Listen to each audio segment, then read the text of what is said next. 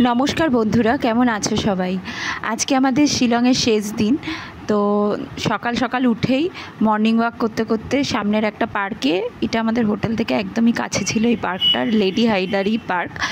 তো এই পার্কটায় চলে এসেছি। এই পার্কটায় অ্যাকচুয়ালি ছোটো করে জুও আছে একটুখানি। তো সকালবেলা শিলং সিটিটাও ঘুরতে ভালো লাগবে, তাই হেঁটে হেঁটেই চলে এসেছিলাম এখানে। তো এখানে বেশ খানিকটা সময় আমরা স্পেন্ড করেছি মেয়ের জন্যই অ্যাকচুয়ালি, প্লাস এখানে খুব সুন্দর সুন্দর ছবিও আসছিল। তো ভালো লেগেছে পার্কটা ঘুরতে, তো মেয়েও খুব এনজয় করেছে। তো আজকে আমরা বেরিয়ে যাব শিলং থেকে আর কিছুক্ষণের মধ্যেই। এরপরে আমরা একটু দেখো চলে যাচ্ছি শিলং গল্ফ কোর্স ঘুরতে। তো রাস্তায় আছি দেখো, আর কিছু তোমার শিলং গল্ফ কোর্সটা এখান থেকে কাছেই, একদম খুব একটা ডিস্টেন্স না, 10-15 মিনিটের ডিস্টেন্স। খুব সুন্দর জায়গাটা, আমরা এখানে বেশ অনেকক্ষণ টাইম স্পেন্ড করেছি। তো খুব সুন্দর হাওয়া দিচ্ছিল, ভালো লাগছিল, খুব মানে খুব সুন্দর লাগছিল। তো এখান থেকে আজকে বলছিলাম যেরকম যে বেরিয়ে যাব, আজকে আমাদের ফ্লাইট আছে রাত্রেবেলা।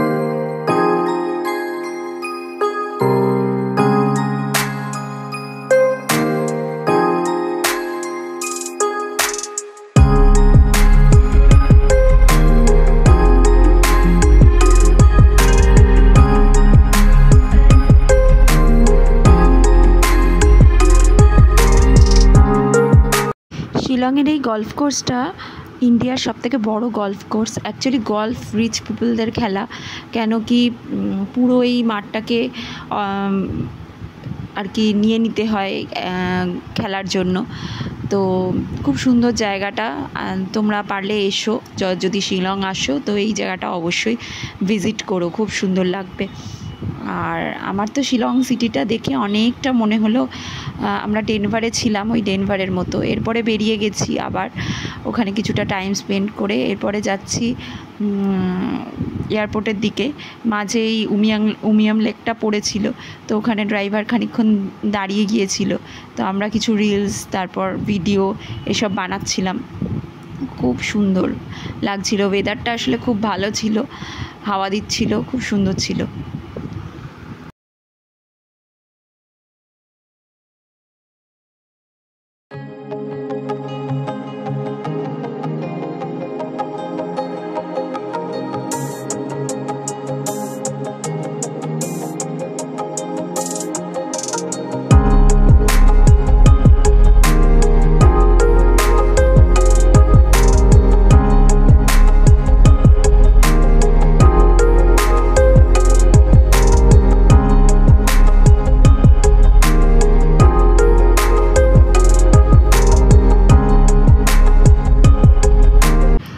খিদে পেয়েছিল, প্রায় এখন বেলা 3টে বেজে গেছে।